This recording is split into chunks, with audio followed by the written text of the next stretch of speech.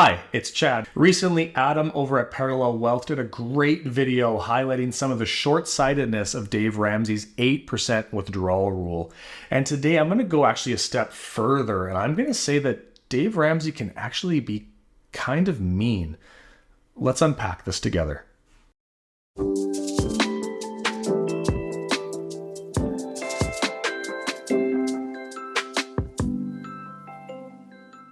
Now, before we get into the clip, which we'll show in a second, I want to say first and foremost, I like Dave Ramsey.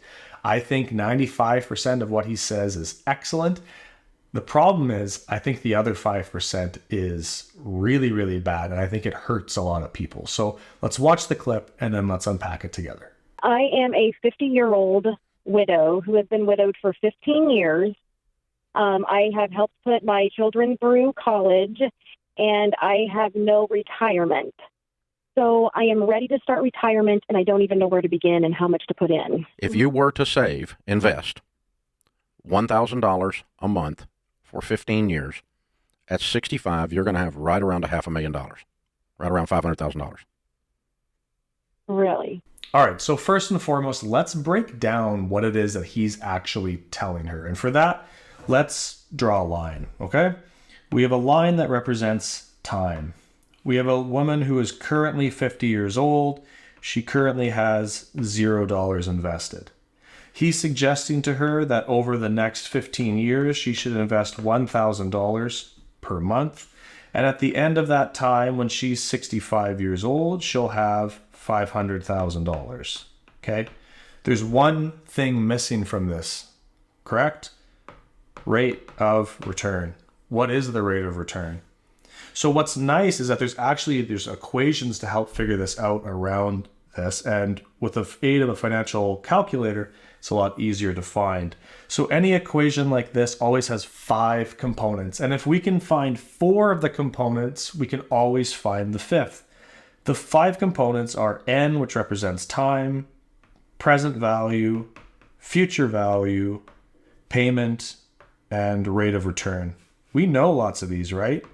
15 years times 12 months equals 180 months, because he's suggesting that she does this monthly.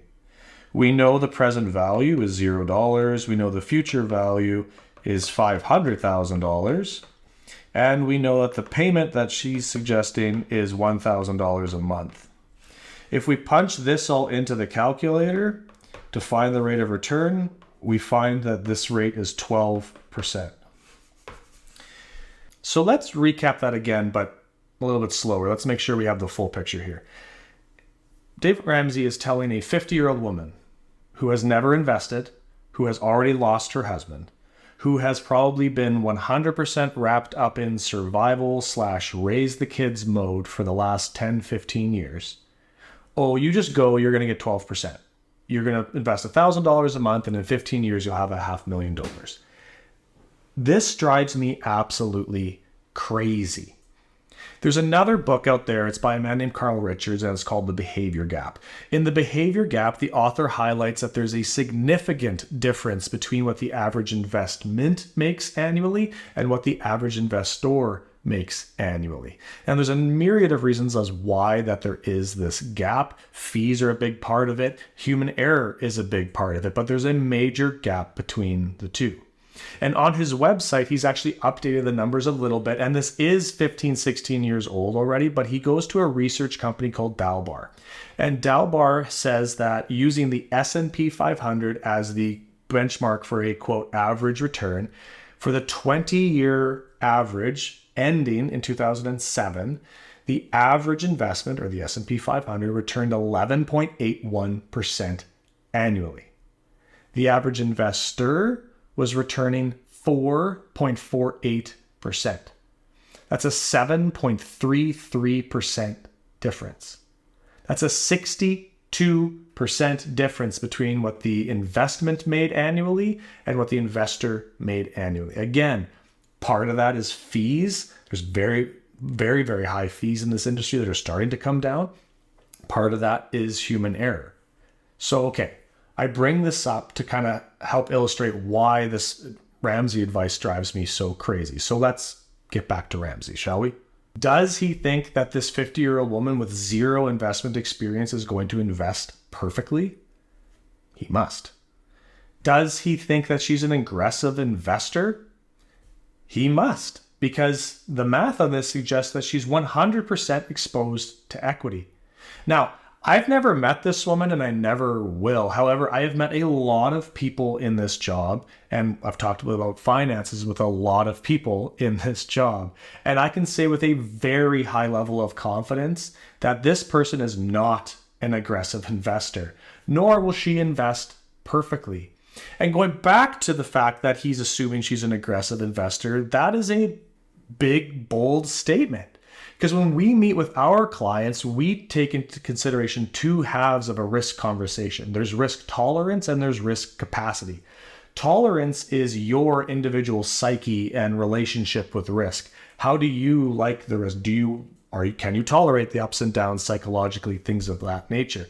Risk capacity is a completely different thing, and it's much more fact-based. A 50-year-old woman who is just starting to invest doesn't have a ton of capacity because she's 15 years from retirement in this example. So if she goes into market turbulence 8 years in, there's not a lot of time for recovery. Whereas me in my mid-30s, I have a lot longer of a runway. So whether or not our risk tolerance is in line, our risk capacity is very, very different. So is this person a good candidate to be an aggressive investor? I'd be willing to bet no, she's not. This is also where I want to highlight the difference between a financial educator who will probably never meet his audience and really has no repercussions for the advice that he's giving versus a financial planner who acts like a partner in your corner and is there with you planning through the process. So at K4, are we perfect? No, and we're far from it. And no, we don't work for free, but we act like financial partners for our clients. We are in your corner, helping prevent financial mistakes while simultaneously charging what we believe is a low but fair fee for good advice. And so you end up with a partner that's actually with you along the process. Unlike some others who give their popcorn advice, and in my opinion, can very easily set you up for failure.